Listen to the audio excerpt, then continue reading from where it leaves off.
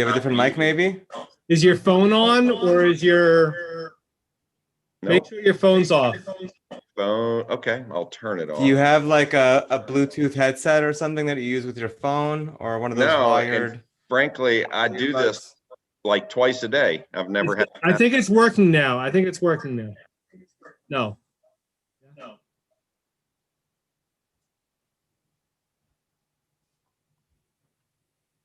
Okay, better. Yep. Yeah. I think that's good. Okay. Sounds good. Sounds good to me. Okay. I know I used to be the rabbi of a Yeki shul, so I know about Yeki time. I am Sephardic. I know about Sephardic time. Tell me about Virginia time. Virginia, like, is 8:16 the same thing as 8:15? I think 8:16, 8:17, whenever you're ready is fine. You know, the good news in Virginia, the time moves slower, so you're on time, but it happens to move slower anyway. So it's amazing. Right. Good Better answer. hospitality. Okay. So with that, I think it's a good time to kick off Shavua Tov. I'm David Pardo. I work at the Orthodox Union, as my chaver Rabbi Asher pointed out so kindly. Welcome for those of you who are new. Welcome to In Conversation, conversations between rabbis and their congregants. If this is your first time, you can catch past episodes on OU Torah. Just search for In Conversation. You can also sign up for email alerts. Mr. Hashem, we plan on continuing this program through the winter months until we change the clocks right before Pesach. Mr. Hashem, I'm excited to introduce. We're finally breaking out of the tri-state. Our first esteemed rabbinic host, Rabbi David Asher. Rabbi Asher is the Rav of Beth Knesset, right? Knesset Beth Israel. I'm so sorry, I don't have it in front of me. Look at your flyer. I don't have it in front of me. Okay. I'm feeling embarrassed already. Wait a second. I'll fix it. Sorry, Knesset Beth Israel. I got 2 out of 3. Knesset Beth Israel in Richmond, Virginia. He also sits on the executive committee of the RCA. He's very involved locally in Richmond, Virginia. He's on the executive board of the Virginia Holocaust Museum. He's on the board of the Jewish Community Federation of Richmond. He is the rabbi of the local Catholic health system. I'm not sure if you have any official titles at APAC. You always seem to be running the show at the rabbinic, lunches, dinners, whatever. And most importantly, former chavrusa of yours truly, I'd like to introduce everybody to Rav David Asher. Thank you, Rabbi Pardo. Also, board member at the yeshiva here as well. And thank you for all those tuning in near and wide. And yes, Rabbi Pardo is not from the New York area, so there's a special bond there as well. And I did notice that all of the episodes so far within this excellent series that Rabbi Pardo is hosting have all been in the New York, New Jersey area. And for those who don't know, Rabbi Pardo hails from California. And so we definitely enjoy being outside the New York area for this program and lots of other programs. It is my distinct honor and pleasure to welcome a congregant, a past president, one of the leaders and pillars of our community here, Mr. Chuck Lessin. And Mr. Lessin wears a lot of hats here in Richmond area, both inside the Jewish community and without.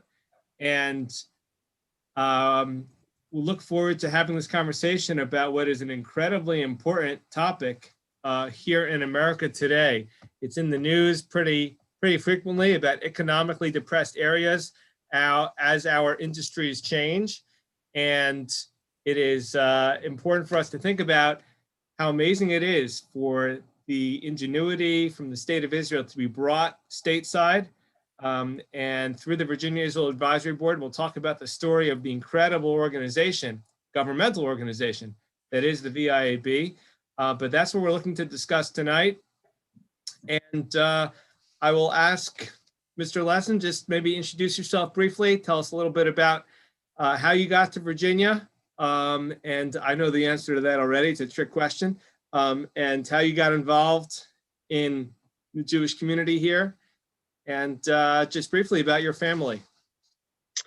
Thank you, Rabbi Asher. Thank you for inviting me, and Shavua Tov to everybody. My parents, I often insult my northern family and friends when I say that my parents had the good sense to move south when I was 9 months old. So I say it half seriously and half kidding, but I am a Southerner. Been in Richmond since I am 9 months old, and my parents settled here, and two of my three siblings are here, one in Atlanta now. But we grew up not religious in Richmond. As a matter of fact, we were part of the Reform Temple. And then in my 20s, I began searching and took the trip to Israel. And like many others, thank God, found my way back and joined KBI and have been very active in the community ever since.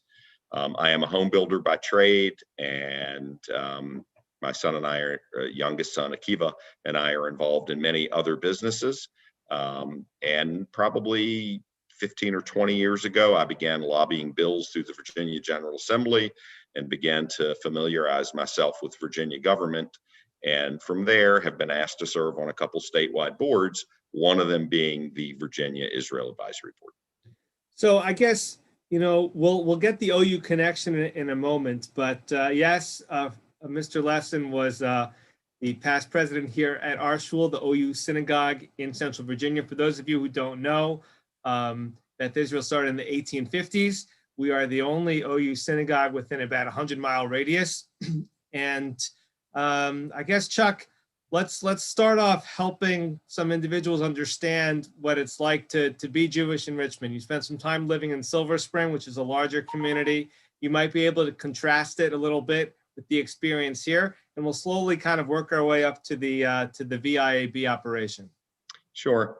It's probably like anything else in life. It's all about how you see it. The glass can easily be half empty or half full. When many of my friends that live in larger cities say, Nebuch, how can you survive, living in a place, you don't even have forget a pizza shop, you don't even have a butcher. How do you survive? And, my answer is, having lived in big cities, we lived in Yerushalayim for 2 years. And as you said, in Silver Spring, I commuted.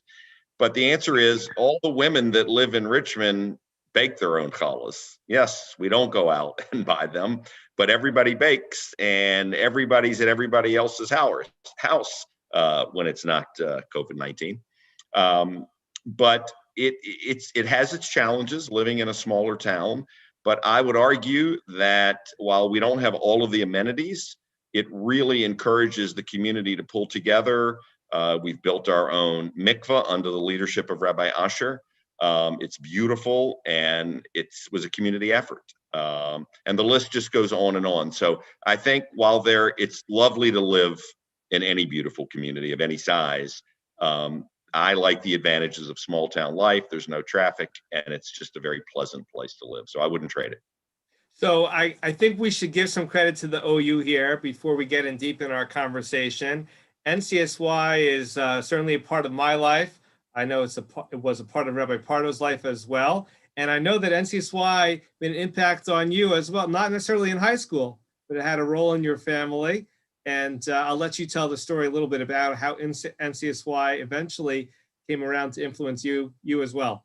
Well, thank God for NCSY, because I never would have found my way back. In that, I married the lovely Judy Lessin, who went through the NCSY program here through Richmond and led her region and really developed into a serious and committed Jewish woman. And,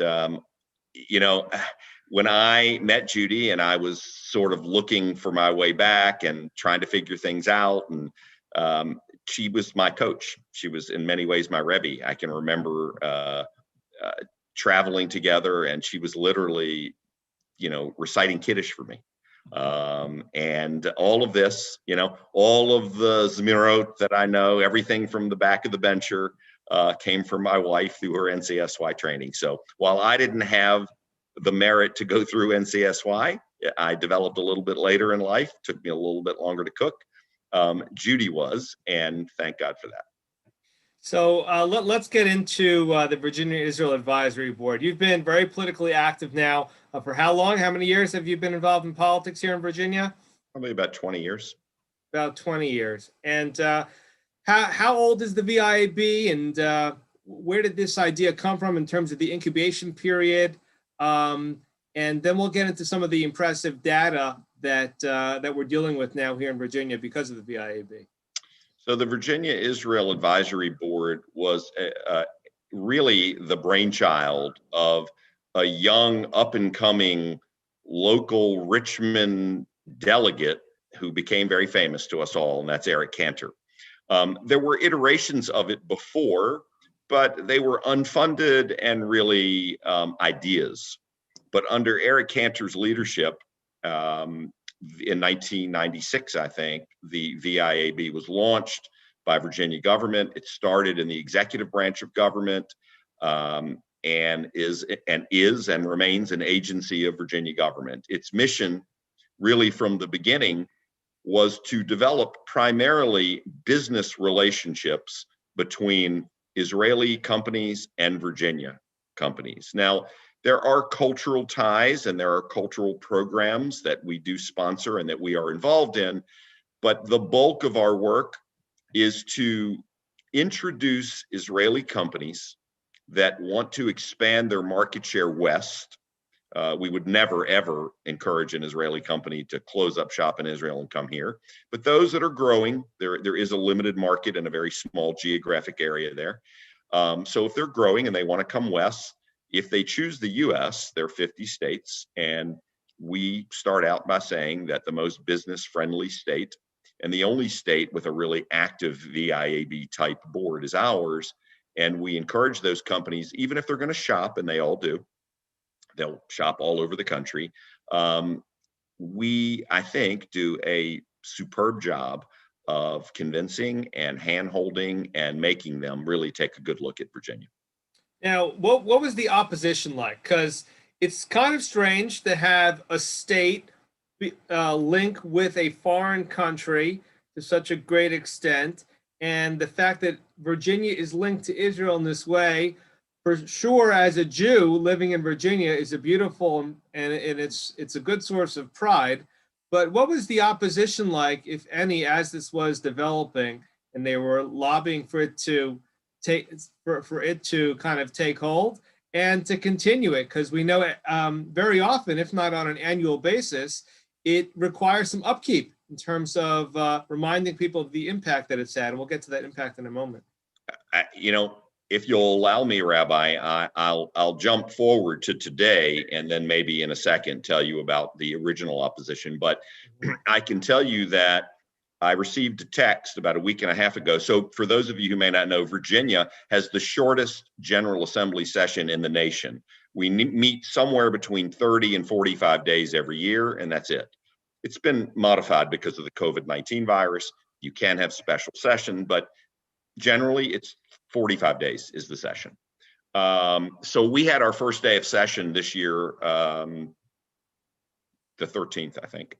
And I got a phone call the very first day of session, a text from a colleague who said, "Oh my goodness, are you watching the joint Senate and House Finance Committee meeting?" Because now everything, of course, is Zoom. And I wasn't, and I turned it on, and there was a Palestinian woman speaking before these joint committees, Senate Finance and House Appropriations. The opening day of testimony. There are 3,000 bills every year that get introduced to the Virginia General Assembly. It's busy cramming all of that in 45 days. This woman, she was the third speaker of the year, and she said that she was calling for the defunding of the Virginia Israel Advisory Board and the absolute abolition of it. It is a racist idea. There is a group that is comprised of Palestinians, of certain Jews, and others who feel like there should not be a Virginia Israel Advisory Board. So you had political opposition then from the same groups, and we have that political opposition now. It's worse now than ever. But I'll tell you another very quick, funny anecdote. There were politicians who were supremely supportive of the idea from the very beginning. And as the VIAB gained traction, and it became popular and people wanted to know about all of our projects and many, many meetings, there were other delegates and senators who came to us and said, hey, the VIAB is so successful. Would you help us form a South Korea, Virginia advisory board, a Great Britain, Virginia, Israel, so on and so forth. Now, we thought that we wanted to be generous, and we said, sure, well, there are no secrets. We are very happy to tell you how we do it. We do think there is a secret sauce to the way we do it versus other states. And they were thrilled, and bills were introduced, and very slowly all those bills were killed. And it seemed that a number of people high up in government felt like there is only one state that we want to have this special relationship with. And we have other economic development drivers in the state that can do business with South Korea and Great Britain and all the other nations of the world. But this one uniqueness we want to preserve. So every opportunity has been shot down. Well, maybe you can speak to that too, because I do think, unlike in major metropolitan areas that people might be more familiar with, there is a certain love for the state of Israel in various communities here in the South, and especially in Virginia. And I wonder if you can kind of speak to those sentiments that you've maybe experienced on the positive side in terms of people's love for Israel, and maybe even one or two stories that might come to mind along those lines. Well, in my mind, I said I'm a Southerner. Virginia is a Southern state, and so I think, and it is a state that is home to many evangelical Christians. I think just in the normal course of a day, many people that you come in contact with in Richmond and many other parts of the state, and I do get to travel in this economic development that I do. Maybe it's even more prominent in the southwest section of Virginia, where people are just devoutly loyal to the Jewish people and the Jewish land. And, we've all come in contact with folks like this before, but it is prominent in Virginia. And it was in Virginia very much like at the national level for many years. It was sort of a bipartisan love. And like nationally, it's changing a little bit. We have a different makeup in the General Assembly now, and there is a little bit of a different vibe. But for the most part, most of our delegates and senators are super supportive of what we're doing. Now, you lobby probably more than anybody else I know during session here in Virginia, especially more than any Shomer Shabbos person I know. And I know a lot of it is Israel related. And maybe you can talk about what it's like, because I think you wear a kippah, and you don't have any issue wearing a kippah on Capitol Hill, our Capitol Hill here in Richmond. Have you ever received any comments or stories because of that, in terms of your Shomer Shabbos persona that is now present on our Capitol Hill here in Richmond? Well, it's sometimes a bit, I want to make a little explanation in that, people will often come up to me who have not come in contact with people wearing a yarmulke. And, they greet me as Rabbi. And, for a while, you quickly try to say, oh, I'm not a rabbi, actually, but thank you very much. And, whatever. At this point, I sort of give it up. A quick funny note, a number of years ago, one of the more prominent senators, Walter Stosh, was head of Senate Finance. And through a friend, I said to him, I've got a young son, Akiva, and he began interning for Senator Stosh and then became an assistant to him. And so that was the second yarmulke. And the truth is, it took a lot of pressure off of me, because I'm down there lobbying for 3 hours a day, 6-hour days, but Akiva was there all day, every day. So the spotlight came off of my yarmulke and onto his. But then instead of people calling me Rabbi, oh, you're Akiva's father. So it's right. What about, besides Senator Stosh, before we get into the nitty gritty of the amazing statistics of the VIAB, any special relationships that kind of come to your mind with within the Senate or within the House of Delegates here in Virginia, in terms of people that you've had a real kinship with or friendship with over the years? Well, we certainly would be remiss if we didn't start with our Speaker of the House, who was a Jewish woman, Eileen Filler-Korn. Right. And for a number of years, Speaker Fillercorn served on the VIAB. Perhaps we should have started. The board consists of about 30 people. 25 are citizens that are appointed by either the governor, the Speaker of the House, or the head of the Senate. But 5 of the representatives are elected state officials, and so generally we have the Secretary of Commerce and Trade serve, and usually the Secretary of Agriculture and Consumer Services. Eileen was, as a sitting delegate at the time before she was elected as Speaker, served on our board. So she's obviously been very prominent and very helpful through the years. You know, there are, as you could imagine, there's some, you know, super support on both sides of the aisle. Our former Speaker, Bill Howe, was, if we walked into the office, it was like, before we said hello, it was like, what does the VIAB need? Because I'm here, if you want me to meet people, bring people, and that really has become very key.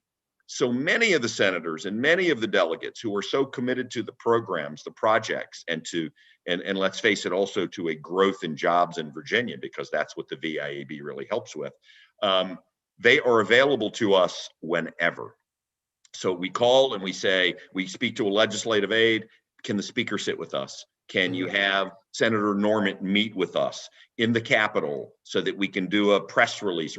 And everybody is available and excited. Very rewarding. Cool. Very cool. Now let's move into some of the projects here.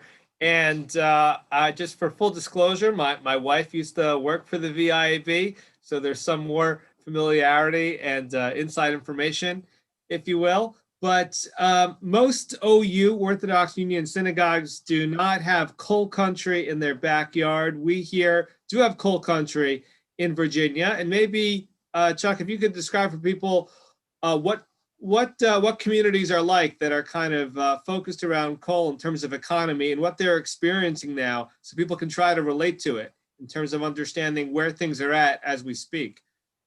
Well, Southwest Virginia is part of Appalachia. It is a very depressed area of the country. For many, many years, it was largely dependent on coal, and back and forth through the different administrations, both at the national level and at the state level, coal is up and coal is down. But the community realizes that it needs to diversify, and they are looking for anything and everything. And so when I joined the board about 8 years ago, our then director, Ralph Robbins, we now have a new director, Dove Hoke. We have been blessed, by the way, with 2 AAA plus directors. It's pretty unbelievable. But Ralph's focus, and Dove has picked up this focus, is let's go to areas that are depressed. If we're trying to get Israeli companies to take a look at Virginia and partner in some cases with Virginia companies or start out on their own, why not take them to depressed areas where we can buy land cheaper, buildings cheaper? There is trained workforce, and if not, we can work on that. There are many different state programs that help to train up workforce.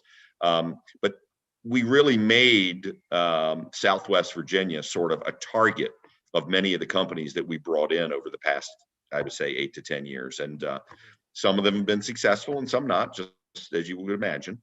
But we've had some fascinating companies and tremendous support. I mean, it's like they literally say, you know, it's the gift from God. You know, we come into town in our yarmulkes. You know, Richmond's one thing, but you drive to Bristol or Wytheville or, you know, Buckingham County or Old towns, right? Oh my goodness! I mean, they've never met Jewish people, let alone somebody wearing a yarmulke. So what is the most inspiring Israeli innovation? What are some companies and what are some of the technologies that kind of blow you away and blew Virginians away in terms of being able to create jobs and parnassa and give sustenance to families in these Southwest towns here in Virginia? The first company that comes to mind now, again, it's not directly Southwest, but is Oran Safety Glass. Oran Safety Glass is a company on kibbutz outside of Yerushalayim, and they make this very thick glass that goes into Humvee vehicles. And they came to Virginia, actually Southern Virginia, and and it's very similar in that not really coal, and you'll forgive me for taking you geographically a little bit off base, but the same idea that it was tobacco country, and tobacco's gone, just like coal is gone. Mm-hmm. And Oron Safety Glass came in to Emporia and bought a building and fitted up and employed 100 people. And they build this, to see the glass is pretty unbelievable. I don't know the thickness, but you can imagine it will take fire from a machine gun. They were actually going to move away from Virginia. Part of what we do is not just bring companies, but we have to retain them. They were going to move away because the actual Humvee vehicles are made in Oshkosh in Wisconsin. And that company contracted with Oron Safety Glass and said, hey, why are you sending this fabulously heavy glass, halfway across the country, move up here? And of course, we got wind of that and said, we don't want that to happen. And we convinced them, and it was in their best interest, and it worked out. But it's an amazing company. They now are producing, as you might expect, they are not just in one thing. So they went from this fabulous safety glass that's used in most Humvees that the Americans make, and the Israelis as well. And now they're making the equivalent of OLED technology, organic light emitting diode. So if you go on a train or a subway car and you have this thick glass, in between the glass, you can have this, what is really like a television, but it's as thin as a sheet of paper. And you can advertise on it, you can show movies on it, you can do whatever. So they're negotiating for that. So let's talk numbers. How many jobs, let's say, is this company, how many jobs, if Sachakol, all of the companies that you've been able to work with, what is the net gain economically in terms of numbers of jobs for Virginians based on what Israeli companies are doing right now here in our backyard because of the VIAB?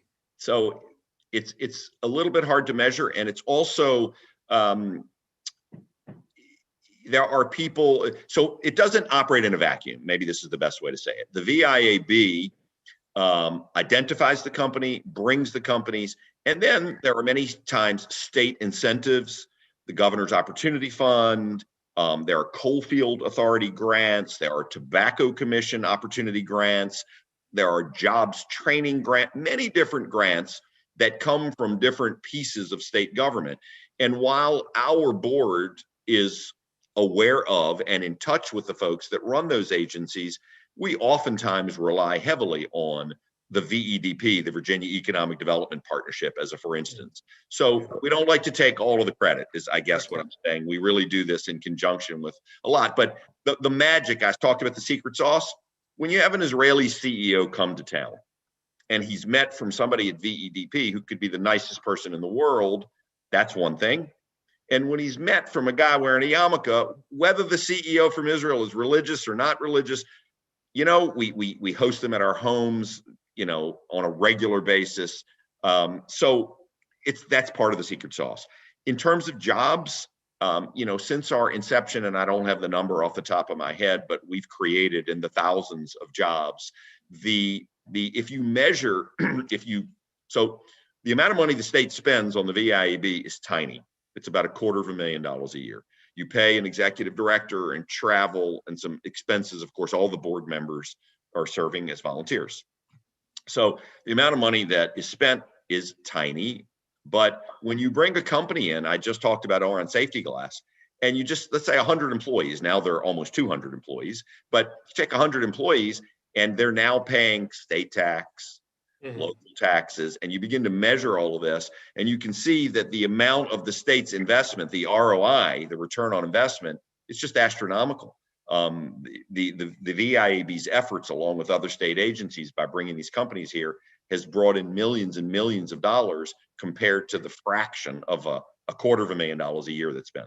Now, I hope my information is correct, because the next company I like to highlight here is a company that from Israel, obviously, where they allow people to harvest fish away from the ocean, and you can create these pools of ocean quality fish, I guess, if my information is correct. You can set it up in a landlocked area like Southwest Virginia, and you can essentially have a whole fish industry that otherwise wouldn't exist because of Israeli innovation. Can you talk to that company? I think that one's my favorite. Yes, that company is Aqua Ma'of, and they have since merged with other companies. The technology is spectacular. It is Israeli technology. The primary piece to that business model is the filters that go into these massive concrete tanks that grow the fish, as it were. And but yes, it is amazing. And another piece to this that I don't want to leave out, we've been working on that project for 8 years. And it is just about ready to come to fruition. This is not for the faint of heart. You can't, if you're hoping to step up to the plate and hit the home run, this is not the business for you. And what's the projection on jobs you hope, just roughly, just ballpark? 400 jobs, 400 jobs in Southwest Virginia. They'll grow thousands of tons of salmon. They bring them in and they put the hatchlings in these tanks. They create the flow of water. They take all the debris out, zero discharge. And there's less of an environmental impact because you don't have to run a ship, you don't have to run gas, you don't have to all of that stuff. And it's incredible to be able to take an industry which you would think is geographically sensitive and to be able to kind of put it there in Southwest Virginia. And that's 400 jobs, that's 400 families. Now, we could talk about Sabra Hummus. I'm sure everybody wants to, but I want to go to one other company that I thought was really interesting. There's a company where you shared with me in the past about Muslim-Jewish relations. Not all of the companies are fully 100% Jewish, and some of them have non-Jewish Israelis as well, of course. And I think it's important for Virginians to know that and for Americans to know that. And you've gotten to know some Muslim business leaders because of the VIAB as well. So if you can kind of speak to that, and maybe if you would indulge this request to maybe share that story about two different perspectives on the binding of Isaac. That's one of my favorite stories from your travels. So this company is called Trans Biodiesel. I'm sorry to say that we have not made the final connection, but again, I just told you the story of Aqua Ma'of. Many times these things happen quickly, and many times it takes years. But you're building religious tolerance. We are building what company comes to fruition. That is very, very true. So this is a company based in Haifa, founded by Israeli Arabs, and they opened the company up for investment, and Jews began investing in this company. Those of you that know anything about biodiesel might know that biodiesel is difficult to make under very high temperatures, and there's a very specific way that you take high fatty acid foods and convert it into biodiesel, clean burning fuel. Much cleaner, by the way, than ethanol and gasoline, etc. This company has developed an enzyme that is a catalyst to the process that greatly reduces the expense of bringing in all of these fats, as it were, food fats, and converting it into thousands and thousands of gallons of biodiesel.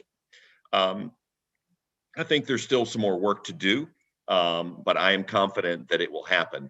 The story that the rabbi is talking about is, so I met these folks before I actually met their Jewish partners. I was in Israel and I drove to Haifa. Actually, my son, David, drove up with me. I think maybe Adam was with us. Both of my sons. From Shalavim, for people trying to put the map in front of them, from Harnof. From Shalavim and from Harnof. I'm pretty sure both of them went with me. And we went up and we had this meeting, and they took me through their sort of antiquated factory, but they were committed to the process and the project and very warm and receptive. And anyway, on the way out, they said, we'd like to send a couple of our representatives to you. And I said, great. They wanted us to show them around. I said, fine.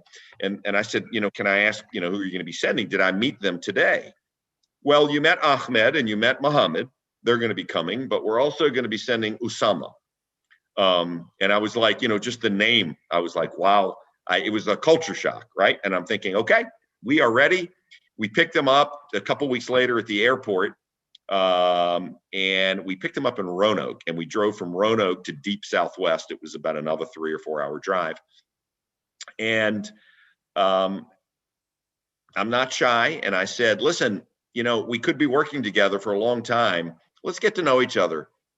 Everything you're not supposed to talk about, those are all the things I love talking about. Let's talk about politics and let's talk about religion. And they laughed and they said, okay, fine. We talked a little bit about Israeli politics and what their view of what it was like to be an Israeli Arab. It was eye-opening for me. I certainly was disappointed in some of the comment, but I heard and I listened and we talked, and it was a great conversation. And then we started talking just about, Judaism and Islam. And they said to me, it's, we're cousins and we share a lot of the same history, but you guys have it very mixed up and confused, they say. So and they were sort of giggling and laughing and poking. Right. You're trying to poke the bear. So I said, oh yeah, what part do we have mixed up? Well, you tell us. What's the story of our father Abraham? So I start telling them, our Jewish version of Avram Avinu, binding Yitzchak, and I go through the whole thing, and they're listening and they're very respectful. And then they said, that story is so close, except it wasn't Yitzchak that he bound; it was Ishmael. That was very interesting. And so we spent the rest of the 3 hours talking more about religion. But it was, but I will tell you, doing business together really does tear down a lot of barriers. If we had that conversation in a coffee shop, it would have been tense and who knows what.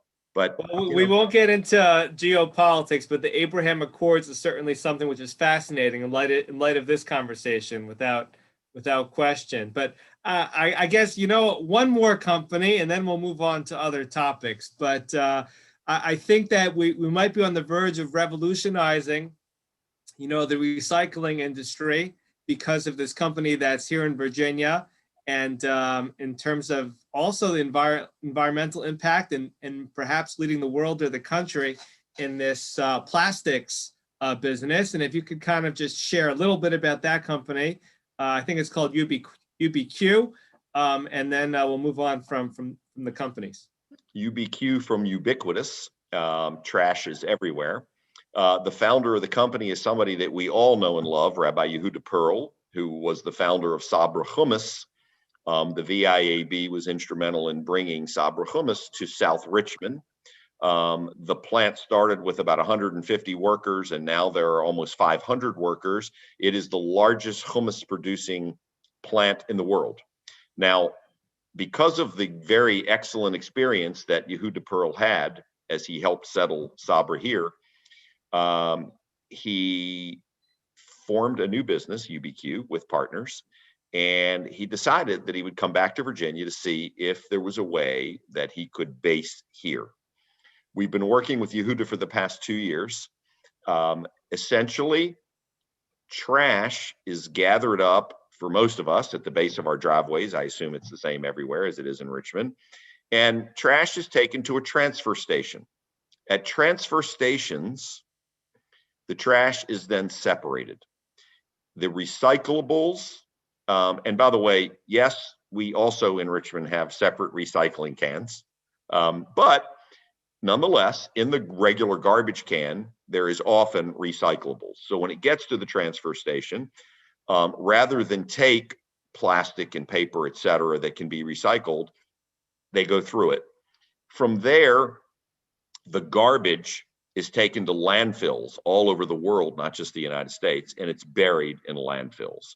This company has developed a secret sauce of its own where they take the non-recyclables, the absolute garbage, banana peels and dirty diapers and chicken bones and everything else, and they mix it with a chemical, as it were, and they are able to turn it into, through a significant process, they're able to turn it into the equivalent of plastic pellets.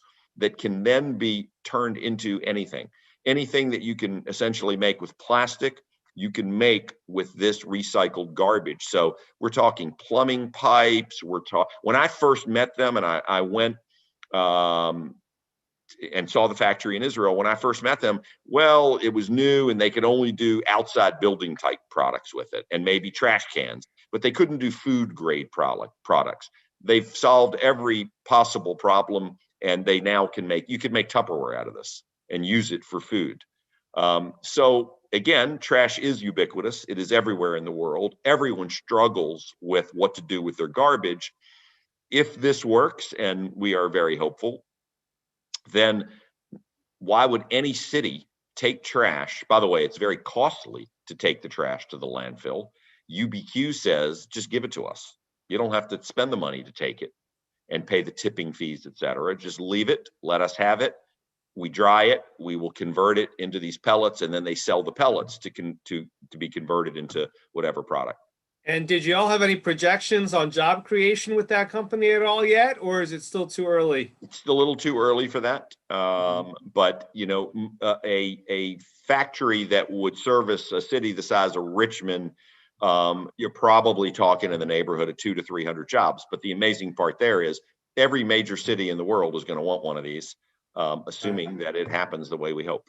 That's very cool. Now, do you have a favorite story from Southwest Virginia or coal country? I know just seeing the press conferences with the governor and with other elected officials really is a tremendous Kiddush Hashem, and amazing to see Shomer Shabbos people, Israeli companies down there. These communities, you can maybe speak to this point more intelligently, haven't had the level of investment that they're getting with these companies and with these partnerships. Do you have a favorite comment, a favorite line, a favorite story from any of these interactions or rollouts of these companies from coal country? I think really the most obvious is just they feel this incredible bracha of people. Anybody that would come to their neighborhoods, their neck of the woods, they know who they are. They are well aware that they are thought of as hicks and uneducated, et cetera. And they're sensitive to that. And many of their children are moving away. When they see one Israeli company after another coming in, it is an amazing Kiddush Hashem.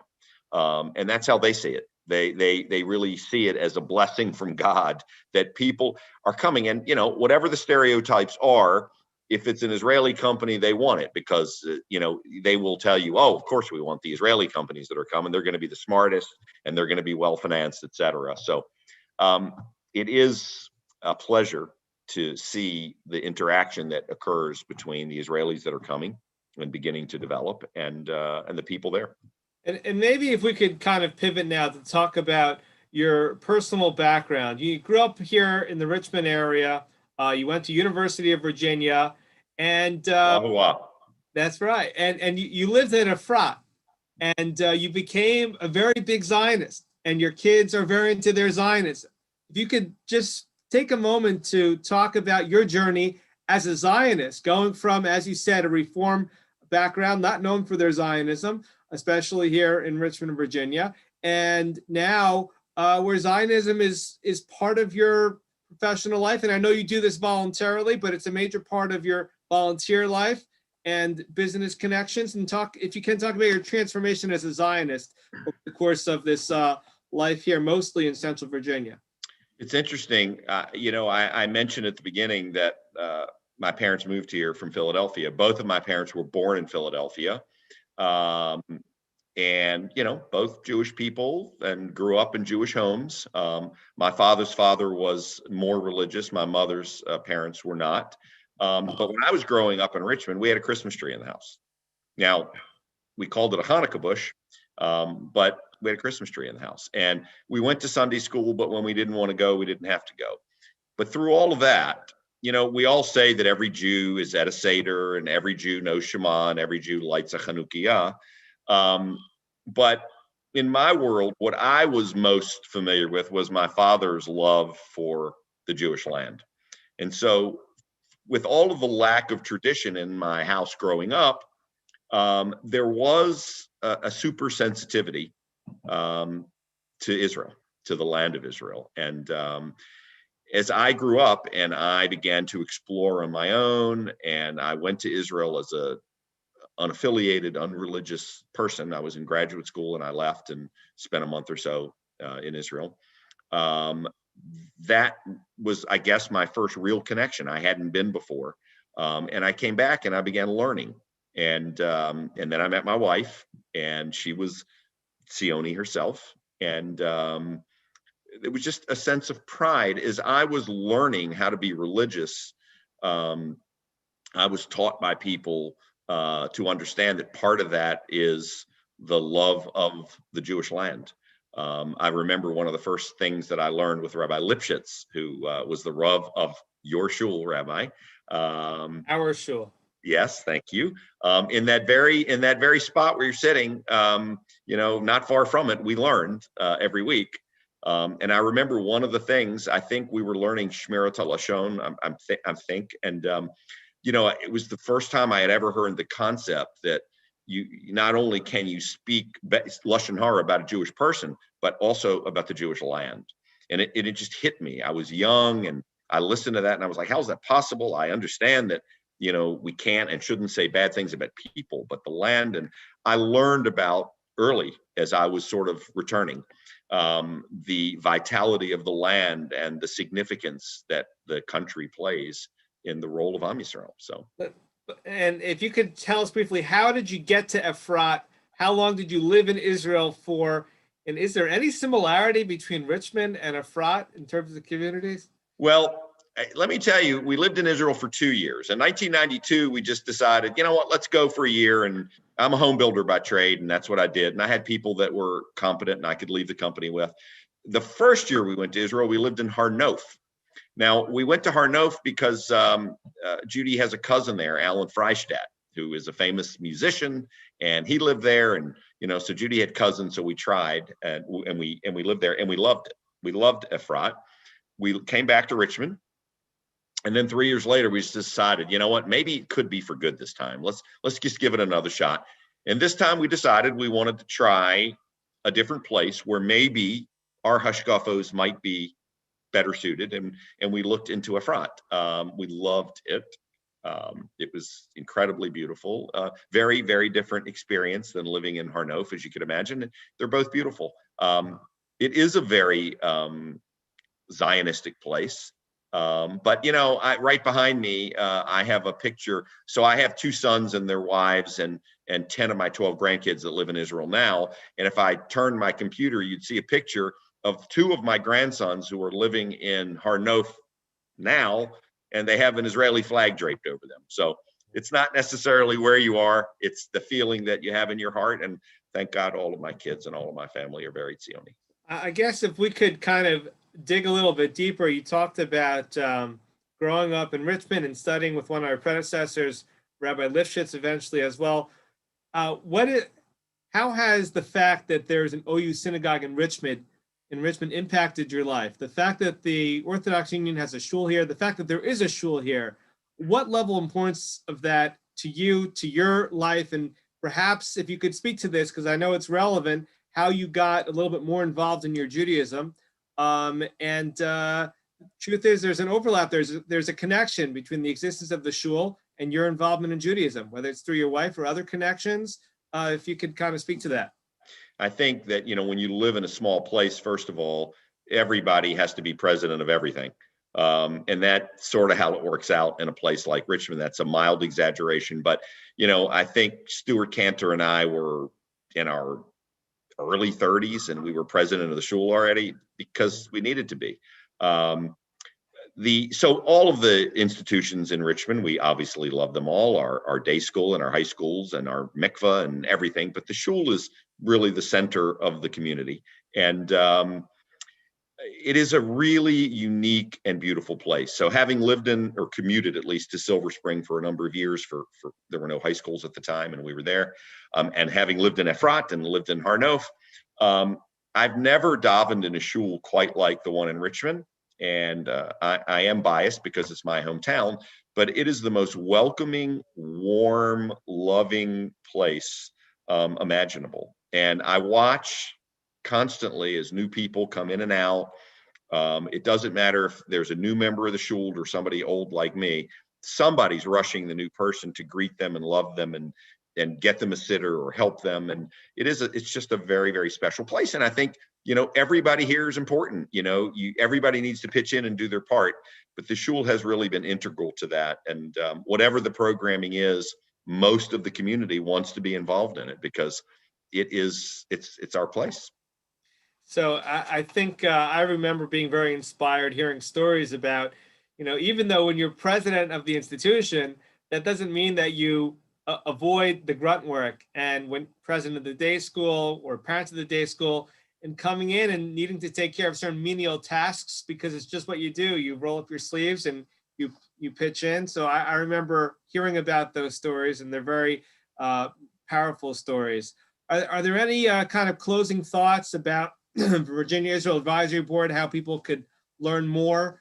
And then I'm going to, after that, make a plug for an upcoming program that we're doing. But anything that people should know about the VIAB or how they can learn more about it?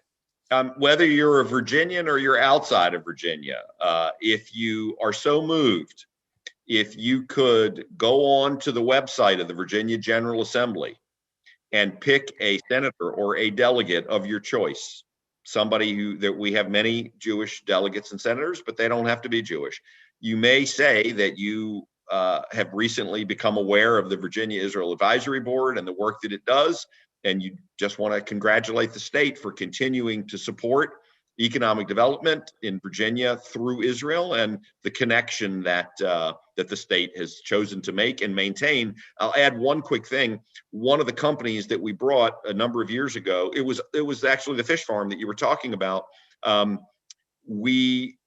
took a billionaire Israeli investor to Washington, D.C. to meet the then House Majority Leader, Eric Cantor. And we went into Eric's office, and one of the first things that Eric said is he congratulated me and Ralph Robbins, who was with me, on the longevity of the board. He was very modest, of course, didn't mention that he really formed the entire thing. But what he said, it's amazing that it's been able to maintain itself for all these years. So plugs like that, sending an email to a legislator, a senator, or delegate saying, thank you for continuing to support Israel and economic development in Virginia would be helpful.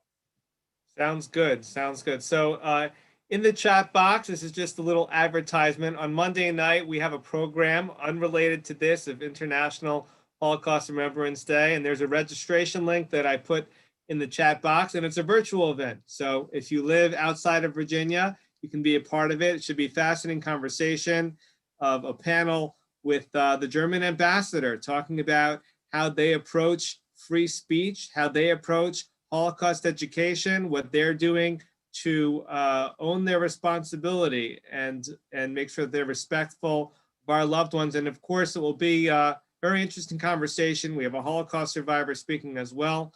And our local congresswoman who's speaking. Virginia is one of 16 states, talking about politics, that have compulsory Holocaust education in their curriculum. So please join us for that. And the link is there in the chat box, and click and paste and sign up.